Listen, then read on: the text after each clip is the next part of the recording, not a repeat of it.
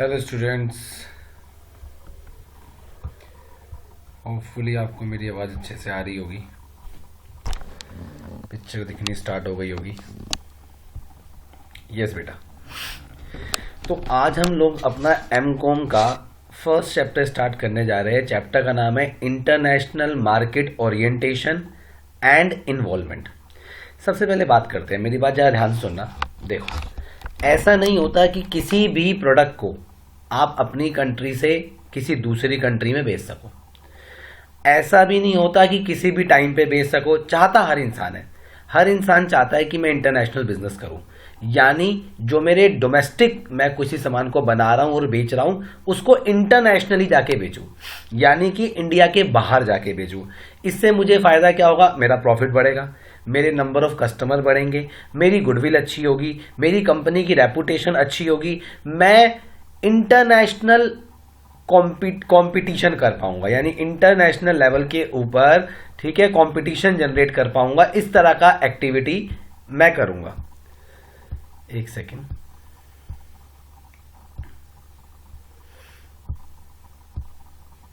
Yes.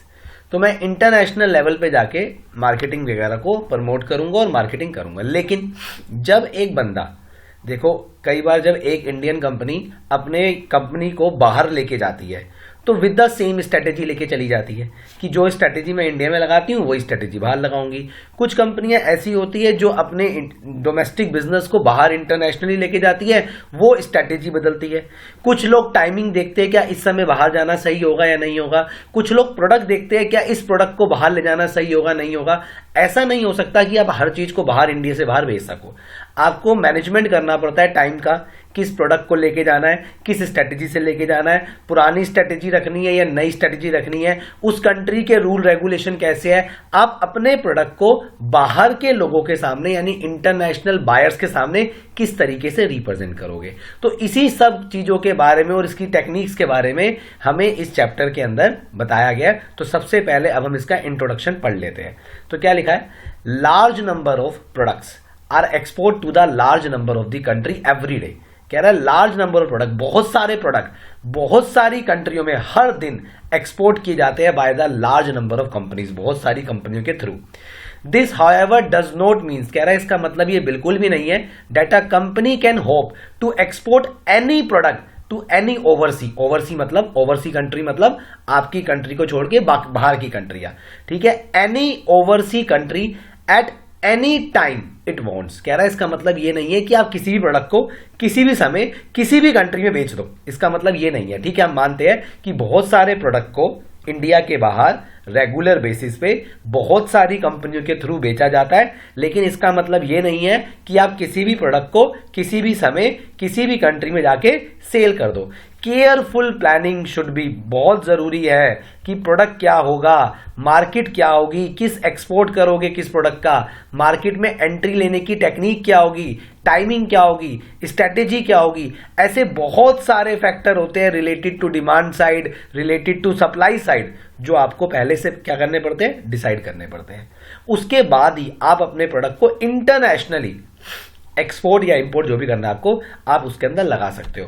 कहता है some firms may treat export market as mere extension of domestic market. कुछ लोग ये सोचते हैं कि अब मैंने एक्सपोर्ट मार्केट में एंटर कर दिया है तो मैंने क्या करा है, अपनी डोमेस्टिक मार्केट को बढ़ा लिया है, and hence may to be deployed the same techniques they had deployed in the domestic market. तो जो डोमेस्टिक मार्केट में वो टेक्निक को लगा रहे थे, अप्रोच कर रहे थे, वो उसी अप्रोच को लगाते हैं जब वो इंटरनेशनली कोई बिजनेस करते हैं।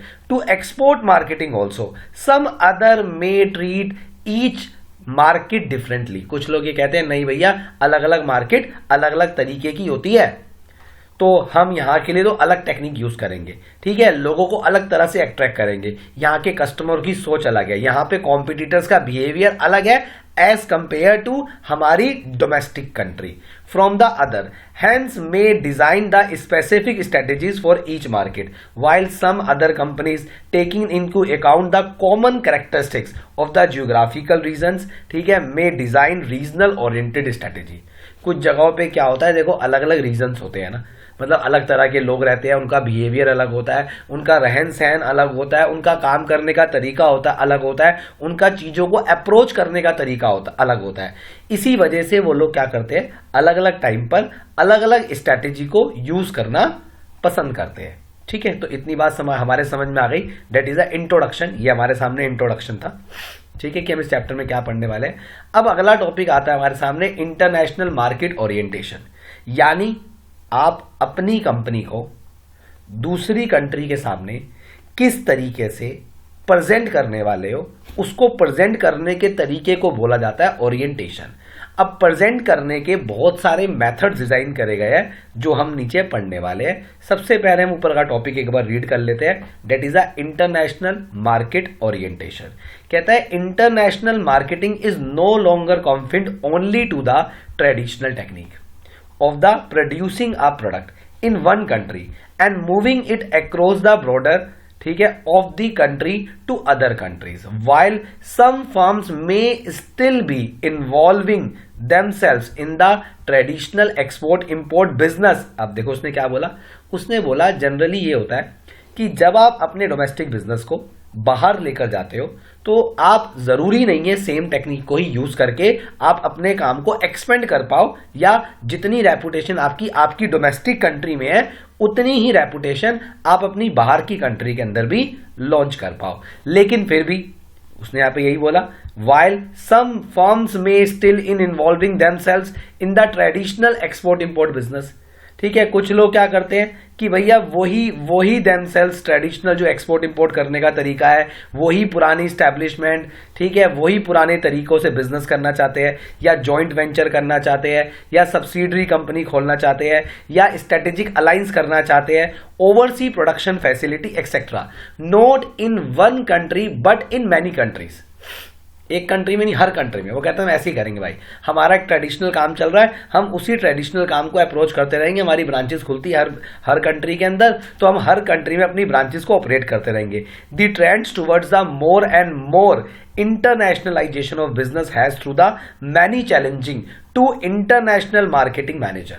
अब कह रहा है ये तरीके तो है, that is a traditional way, हर तरीके से इसी तरह हर कंपनी अगर एक्सपोर्ट इंपोर्ट का काम करना चाहती है तो वो इसी तरीके से करना चाहेगी। वो चाहेगी यार जॉइंट वेंचर खोल लूँ, वो चाहेगी सब्सिडरी कंपनी खोल लूँ, वो चाहेगी स्ट्रेटेजिक अलायंस खोल लूँ, वो चाहेगी कि मैं किसी कंपनी के साथ जुड़कर अपनी प्रोडक्शन कैपेसिटी बढ़ा दूँ, जैसे हीरो वाला इंडिया में आके होंडा वाले के साथ जुड़ गया, ठीक है, या किसी कंपनी को बाय कर लूँ। लेकिन दैट इज अ ट्रेडिशनल वे। अगर आपको इंटरनेशनली बिजनेस के अंदर अप्रोच करना है, इंटरनेशनली यानी अपनी बाउंड्री के बियॉन्ड जाके आपको काम करना है, तो आपको ये तरीके लगाने पड़ेंगे। लेकिन अगर आप इन तरीकों को लगाते हो तो आप लोगों को कुछ प्रॉब्लम फेस करनी पड़ सकती है। ऐसा तो नहीं है कि इतना इजी होगा, कुछ तो प्रॉब्लम्स होगी, कुछ परेशानियां आएंगी आपके सामने, ठीक है, जो चैलेंजेस आएंगे, कुछ many challenges to international marketing managers के सामने बहुत सारे चैलेंज आएंगे। One of the major challenge, अब जो सबसे बड़ा चैलेंज आता है वो रिलेट करता है आपके ओरिएंटेशन से। जो सबसे बड़ा चैलेंज आपके सामने है वो आपके ओरिएंटेशन से, यानी कि आप अपने प्रोडक्ट को अपने इंटरनेशनल बायर्स के सामने कैसे रिप्रेजेंट करने वाले हो। जैसे इसका एक एग्जांपल मैं आपको देता हूं, इंडिया के अंदर जब च्यवनप्राश बिकता है तो किस नाम से बिकता है? That is a very popular example ना, आपको बहुत जगह पे टीचर्स पढ़ाते हुए दिखेंगे ना, आपके कॉलेजेस के अंदर, आपके बुक्स के अंदर, कई जगहों पे आपको एग्जांपल देखने को मिलेगा। एग्जाम्पल क्या है कि जो आपका मैं बता रहा था च्यवनप्राश, जो आपका च्यवनप्राश है वो इंडिया में इम्यूनिटी स्ट्रांग करने के लिए लोग खाते हैं जनरली ना। रोज रात को दूध के साथ एक चम्मच ले लिए, क्यों खा लिया भाई? इससे सर्दी नहीं लगेगी, जुकाम नहीं लगेगा, इम्यूनिटी स्ट्रांग रहेगी। लेकिन जब च्यवनप्राश वाले ने अपने काम को इंटरनेशनली प्रेजेंट करने की कोशिश करी इन्हीं तरीकों से जो हमने तरीके ऊपर पढ़े हैं, तो वो उसमें फेल हो गया। उसे बहुत चैलेंजेस फेस करने पड़ गए। चैलेंजेस क्या? उसने वहां पर सेम वही चीज दिखाने की कोशिश करी कि आप च्यवनप्राश खाओ, अगर आप च्यवनप्राश खाते हो तो आपकी जो इम्यूनिटी है वो स्ट्रांग होगी। वहां के लोगों ने क्या करा, इंटरनेशनली बायर्स ने क्या करा, च्यवनप्राश को खाना पसंद नहीं करा। कारण क्या था उसके पीछे? कारण यह था कि उनके पास उनकी डोमेस्टिक कंट्री के ऐसे प्रोडक्ट्स थे जो उनकी इम्यूनिटी को बूस्ट कर सकते थे और वो बहुत अच्छा काम भी कर रहे थे। तो उन्होंने च्यवनप्राश को इतना एप्रिशिएट नहीं करा, तो च्यवनप्राश ने क्या करा, अपना ओरिएंटेशन बदला। इंडिया का ओरिएंटेशन क्या है उसका कि भाई बूस्ट द एनर्जी, और उसने बाहर की कंट्रीज में ओरिएंटेशन पता है क्या लगाया, जो इंडिया में जैम्स का है, जो हम ब्रेड के ऊपर जैम्स लगा के खाते हैं ना, तो वही ओरिएंटेशन, यानी अपने प्रोडक्ट को अब उसने जैम की रिप्लेसमेंट दी थी कि ये क्या है, ये जैम्स है एक तरह की, आप इसको ब्रेड पे लगा के, इंडिया के बाहर तो बहुत दुनिया ब्रेड खाती है, तो आप इसको ब्रेड पे लगा के मॉर्निंग में खाएंगे, इससे आपका जो पूरे दिन स्टमक है वो फुल रहेगा, आपको प्रॉब्लम भी नहीं होगी, कुछ आपको हेल्थ बेनिफिट्स भी मिलेंगे। तो ओरिएंटेशन ही बदल दिया प्रोडक्ट का। जैसे एग्जांपल देता हूं, मान लो इंडिया में टूथपेस्ट है, टूथब्रश है, हम यूज करते हैं दांत साफ करने के लिए, सब कुछ करने के लिए। फॉर एग्जाम्पल मान लो किसी कंट्री के अंदर लोग दांत साफ करना पसंद ही नहीं करते, उन्हें पेस्ट करना ही नहीं है, फिर क्या करोगे, और उसको अपने प्रोडक्ट को वहां बेचना है, तो क्या कर सकता है उसके साथ, वो उसको टॉयलेट क्लीनर के नाम से बेच सकता है कि टॉयलेट क्लीन होगा इससे, ठीक है। वो उसको कैसे सेल आउट कर सकता है, शूज की उसके लिए शाइनिंग के लिए, शूज की शाइनिंग के लिए, कि बेचेगा वो टूथपेस्ट ही, लेकिन उसने ओरिएंटेशन बदल दिया। इंडिया में तो कह रहा है दांतों पे लगाओ, दांतों को चमकाओ, और इंडिया के बाहर कह रहा है जूतों पे लगाओ, जूतों को चमकाओ। That is called orientation. आपको अब समझ में आया होगा कि ओरिएंटेशन क्या होता है। तो कह रहा है कि एक जो हमारा इंटरनेशनल मार्केटिंग मैनेजर है, उसके सामने जो सबसे बड़ी प्रॉब्लम जनरेट होती है, this problem is called orientation, ठीक है। ओरिएंटेशन की प्रॉब्लम बहुत ज्यादा जनरेट होती है। Whether it should be extend the strategy that it's apply in the domestic market to oversea operation, और whether the export market warrants different strategies. क्या problem है उसके सामने कि भाई सेम स्ट्रेटेजी के साथ इंटरनेशनली बिजनेस करूं या फिर अलग स्ट्रेटेजी के साथ इंटरनेशनली बिजनेस करूंगा। सब guideline to the above issue are provided. देखो बहुत सारी गाइडलाइन, बहुत सारे फ्रेमवर्क बनाए गए हैं जो कि हम ओरिएंटेशन करने के लिए प्रोडक्ट को, तो उसकी स्टेजेस बताई गई है। तो ये हमारे सामने स्टेजेस लिखी हुई है जो हमें आगे नीचे पढ़नी है। डेट इज कहता है एथनोसेंट्रिज्म, पॉलीसेंट्रिज्म, ठीक है, रीजियोसेंट्रिज्म और जियोसेंट्रिज्म। अब ये कुछ हमारे सामने ओरिएंटेशंस रखे गए हैं कि आप अपने प्रोडक्ट को इन अलग अलग ओरिएंटेशंस की मदद से लोगों तक पहुंचा सकते हो। जो भी आपको प्रोडक्ट लोगों को बताने हैं, जस्ट वेट, आप अपने प्रोडक्ट को लोगों तक बता सकते हो। तो आगे बढ़ते हैं। अब ये जो स्ट्रेटेजीज है अलग अलग कंट्री के लिए, ठीक है, उस स्ट्रेटेजीज के ऊपर डिस्कशन करेंगे, उनके कैरेक्टरिस्टिक्स के ऊपर डिस्कशन करेंगे। तो अब हमारे सामने सबसे पहला टॉपिक आता है, डेट इज कॉल्ड ठीक है, एथनोसेंट्रिक ओरिएंटेशन। अब देखो मान लो इंडिया में कोई कंपनी है, बहुत सालों से है, प्रोडक्शन करती है, सामान बेचती है, लेकिन एट द एंड क्या होता है, कुछ प्रोडक्शन रह जाती है यार, सारी नहीं बिक पाई इंडिया में, और बहुत पुरानी कंपनी है, इंडिया में भी बहुत अच्छा नाम है उसका ना, बहुत अच्छा बिजनेस करती है इंडिया के अंदर, नो डाउट इंडिया में हर दूसरे बंदे को उस कंपनी के बारे में पता है, लेकिन फिर भी सारा प्रोडक्ट नहीं बिकता जितनी सप्लाई करती है। तो वो क्या करेगी, अपने प्रोडक्ट को इंडिया के बाहर बेचना चाहेगी। कौन से वाले प्रोडक्ट को, जो एक्स्ट्रा बच जाता है कि चल यार मैं इंटरनेशनल मार्केट में इसलिए जा रही हूं, मैं इंटरनेशनल मार्केट के अंदर इसलिए एंटर कर रही हूं ताकि मेरा जो भी डोमेस्टिक प्रोड्यूस गुड्स है वो सेल हो जाए। तो मैं नहीं चाहती कि कुछ पॉलिसी में चेंज करूं, मैं अपना ऑफिस भी इंडिया में रखना चाहती हूं, मेरे को तो इंडिया के बाहर एक एजेंट दे दो, ऐसे ही बोल सकती है वो कि मुझे तो एक काम करो कि इंडिया के बाहर एक एजेंट दे दो जो मेरे सामान को इजीली क्या कर दे, सेल कर दे, ऐसा बोल सकती है वो कहती है मैं अपनी स्ट्रेटेजी में कोई चेंज नहीं करूंगा, मेरा मेन ऑफिस इंडिया के अंदर ही रहेगा, जो स्ट्रेटेजी मैं इंडिया में फॉलो करती हूं उसी स्ट्रेटेजी को मैं इंडिया के बाहर फॉलो करूंगी। जनरली यही होता है, जब स्टार्टिंग के अंदर काम स्टार्ट किया जाता है तो इसी बात को ध्यान में रखकर काम किया जाता है, इसी बात को ध्यान में रखते हुए काम किया जाता है। इसको बोलते हैं हम लोग ethnocentric orientation. That is a first orientation कि अगर आपको इंटरनेशनली बिजनेस करना है तो आप ये वाला तरीका लगा सकते हैं। क्या लिखा हुआ है, ओवरसी ऑपरेशन, मतलब आपकी इंडिया या आपकी कंट्री के बाहर का operation, are viewed as a secondary to domestic operation, यानी उसका मेन फोकस डोमेस्टिक पर ही है। जो एक्स्ट्रा सामान बच गया उसको इंडिया के बाहर जाके बेच देंगे। कहता है consider as the means of dispose of surplus domestic production, जो भी आपके पास सरप्लस एक्स्ट्रा डोमेस्टिक प्रोडक्शन है उसको बेचा जाएगा। Plan for oversea market are develop in the home offices, जो भी उसके लिए प्लान होंगे वो होम ऑफिस मतलब आपकी कंट्री के मेन ऑफिस से ही बनाए जाएंगे।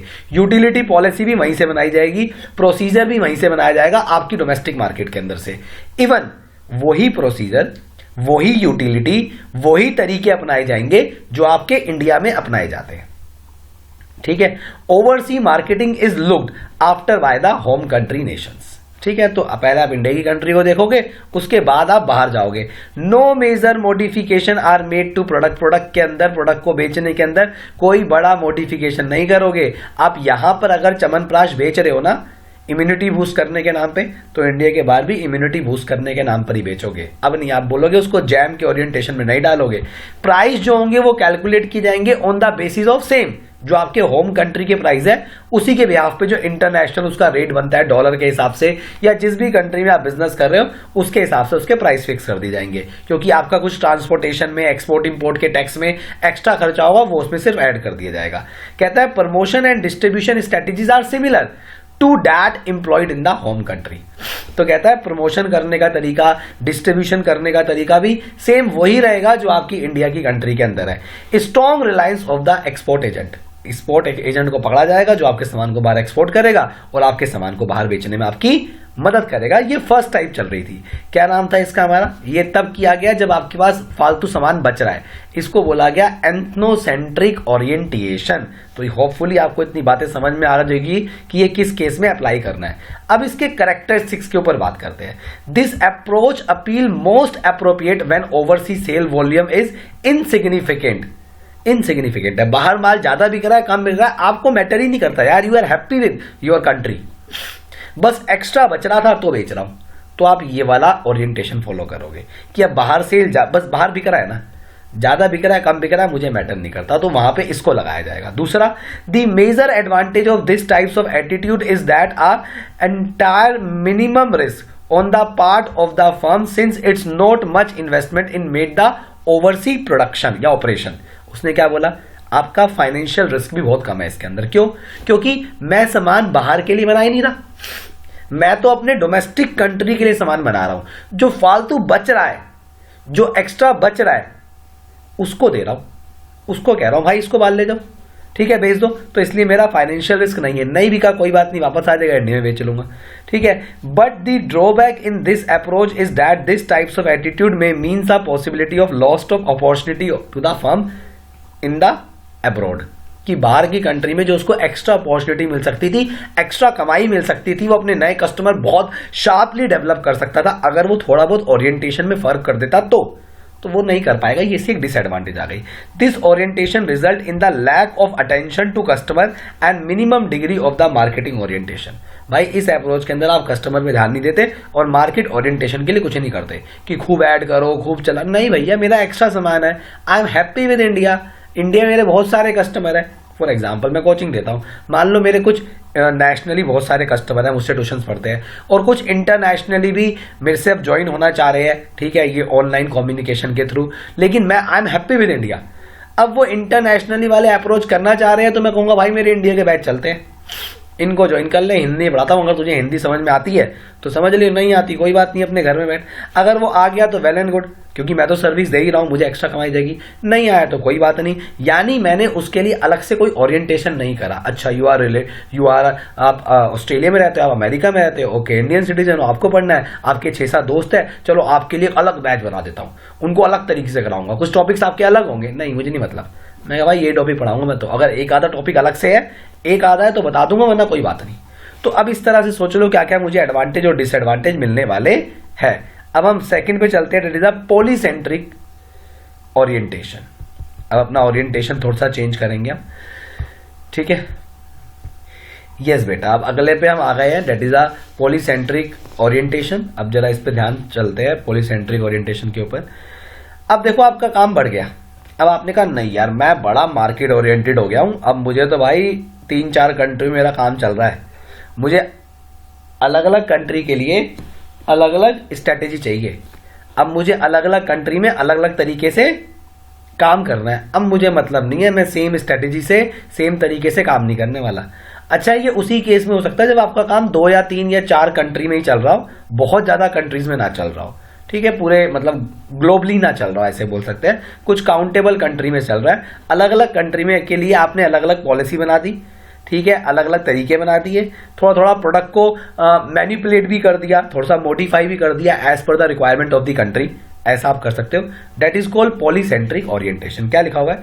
Subsidiaries are establish, subsidiary forms बना दी जाएगी, तू अमेरिका का संभाल, तू ऑस्ट्रेलिया का संभाल, तू यूके का संभाल, तू वहां का संभाल, ठीक है। Each subsidiary operation independently with its own marketing objective and plan, सबको फ्री कर जाएगा। तुम अपनी तरीके लगाओ, अपने ऑब्जेक्टिव लगाओ, अपने प्लान बनाओ, अपने हिसाब से उस काम को चलाओ।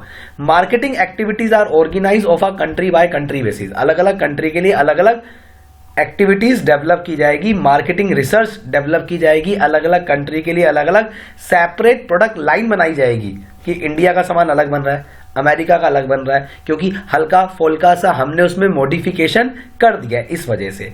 Each subsidiary will have its own price and promotional policy, सबकी प्रमोशन पॉलिसी अलग अलग होगी, सबकी प्राइस पॉलिसी अलग अलग होगी। The sale force would be mostly local nations, अब जो सेल रिप्रेजेंटेटिव होंगे वो जो उस कंट्री के लोग होंगे वही होंगे, उन्हें अपनी कंट्री के बारे में ज्यादा पता है तो वो ज्यादा अच्छे तरीके से काम करवाएंगे।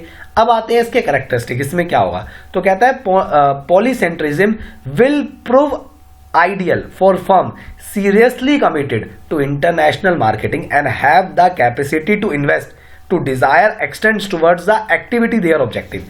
अब जब आप हर चीज को अलग अलग कर रहे हो, so there is a no doubt आपकी जो इन्वेस्टमेंट है वो भी बहुत ज्यादा होने वाली है। आप 2 कंट्री में काम कर रहे हो, आप 4 कंट्री में काम कर रहे हो, चारों के हिसाब से आपने अपने प्रोडक्ट को मैनिपुलेट कर रखा है, मॉडिफाई कर रखा है, तो सबके लिए अलग अलग प्रोडक्शन करनी पड़ेगी, अलग अलग प्रोडक्शन यूनिट लगानी पड़ेगी, ठीक है, अलग अलग स्टाफ रखना पड़ेगा, अलग अलग तरह से वहां पे प्रमोशनल एक्टिविटी, एडवर्टीजमेंट एक्टिविटीज चलानी पड़ेगी। तो कह रहा है इसको वही लोग कर सकते हैं जो इंटरनेशनल बिजनेस के लिए बहुत कमिटेड है और उनके पास सफिशिएंट पैसा भी है कि वो ऐसा कर पाए।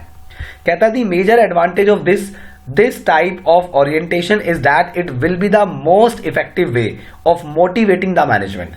अब भाई मैनेजमेंट को फायदा मिलेगा, हमें अपनी वाली ब्रांच को आगे बढ़ाना है, अपनी कंट्री की ब्रांच को, ठीक है ना, सबको फ्री कर दिया गया है, करो काम, फिर देखा जाएगा आखिरी में। भाई अमेरिका ने बहुत ताबड़तोड़ रिजल्ट दिया इस बार, तो मजा आ गया अमेरिका वाले ग्रुप के साथ। तो मोटिवेट हम उनको फाइनेंशियल मोटिवेशन देंगे, नॉन फाइनेंशियल मोटिवेशन देंगे तो उन्हें अच्छा लगेगा। कहता है दी possibility of knowing the customer better the maximum and P of the marketing operation. तो अब हर तरह के हम देख रहे हैं, अच्छा अमेरिका में वैसे काम चल रहा है, अच्छा यूएस में वैसे काम चल रहा है, तो पॉसिबिलिटी है कस्टमर के पास भी कि उसकी रिक्वायरमेंट के हिसाब से ही उसका ओरिएंटेशन पहुंचेगा।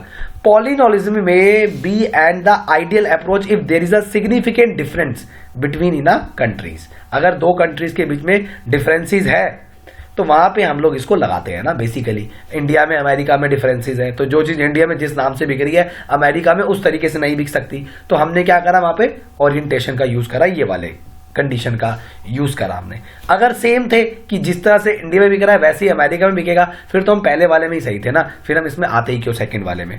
कहता है दी ड्रॉबैक, अब कमियां भी है इसके अंदर, of this approach is that treating each oversea country as a separate identity. मतलब अलग अलग कंट्री में जो आपने अपनी ब्रांचेस खोल रखी है ना, मतलब अलग अलग यूनिट बना रखी है, उसको सेपरेट एंटिटी मानो। यानी इंडिया का बिजनेस अलग कंपनी मानो, अमेरिका का बिजनेस अलग कंपनी मानो, उसकी प्रॉब्लम उसके साथ, उसकी प्रॉब्लम उसके साथ, उसका बेनिफिट उसके साथ, उसका बेनिफिट उसके साथ। आप ऐसे ऐसे करके क्या करेंगे, ये ड्रॉबैक्स है, तो आप थोड़ा परेशान रहेंगे, ऑब्वियसली बात है परेशान रहूंगा।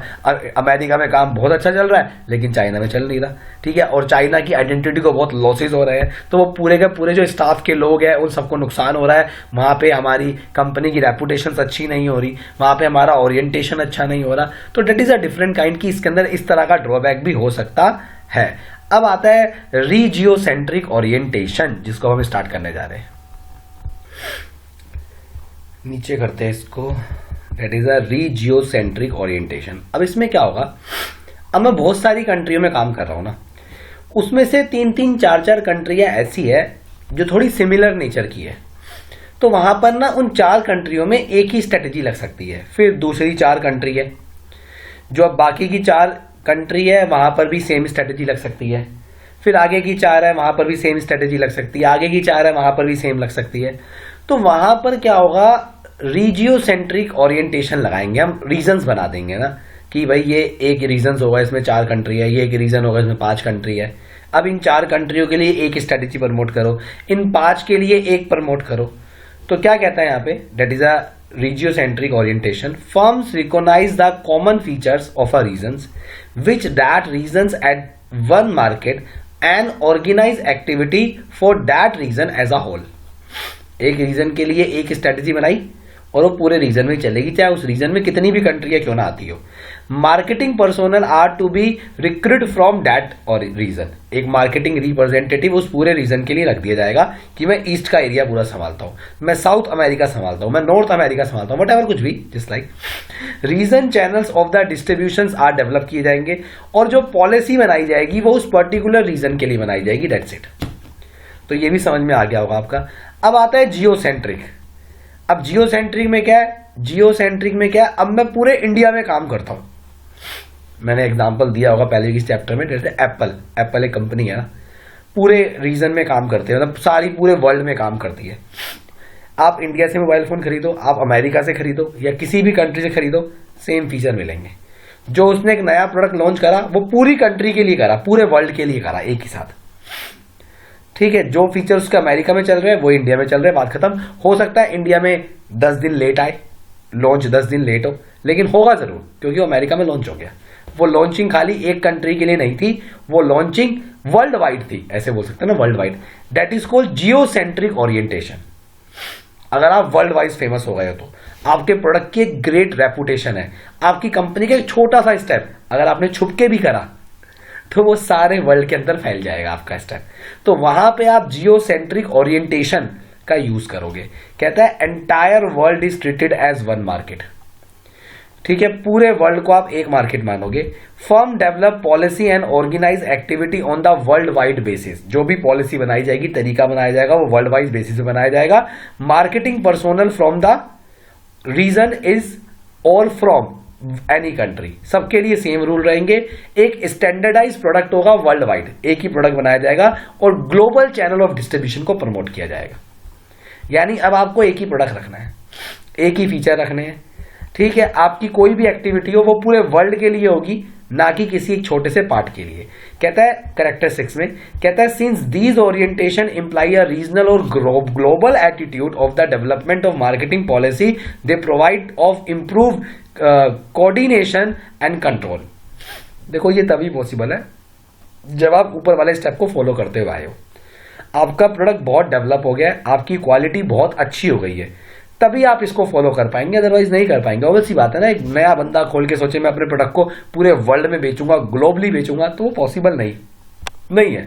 कहता है moreover the role of the information is successfully implementing globally. आ गया ना, जो भी इंफॉर्मेशन होगा वो ग्लोबली होगी, जो भी स्ट्रेटेजी होगी वो ग्लोबली होगी। वन सफिशिएंट इंफॉर्मेशन, एक इंफॉर्मेशन पूरे मार्केट को इन्फ्लुएंस कर देगी। पूरे वर्ल्ड में जितने कस्टमर है, एक स्ट्रेटेजी पूरे वर्ल्ड के कस्टमर को क्या कर देगी? इन्फ्लुएंस कर देगी। तो ये वाला हमारी कौन सी स्ट्रेटेजी आ गई थी? ओरिएंटेशन स्ट्रेटेजीज है सारी की सारी। That is a geocentric orientation, जहां पे हम लोग क्या कर रहे हैं? अपने प्रोडक्ट को प्रेजेंट करने की कोशिश कर रहे हैं। तो ये एक अनदर वे था जो हम लोगों ने यहां पर क्या करा? खत्म करा। अब इसके बाद अगला क्वेश्चन आता है इंटरनेशनल मार्केटिंग मैनेजमेंट प्रोसेस। अब क्या क्या प्रोसेस फॉलो किए जाते हैं जब हम मार्केटिंग करते हैं, इंटरनेशनल मार्केटिंग करते हैं ना।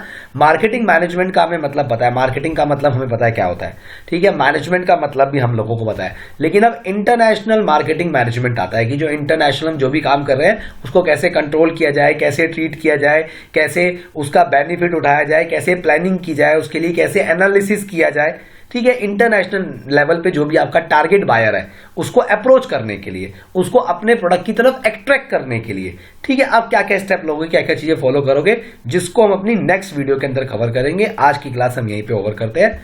होपफुली आपको चैप्टर बहुत अच्छा समझ में आया होगा। कोई डाउट्स वगैरह हो तो आप पूछ लीजिएगा। Thank you very much.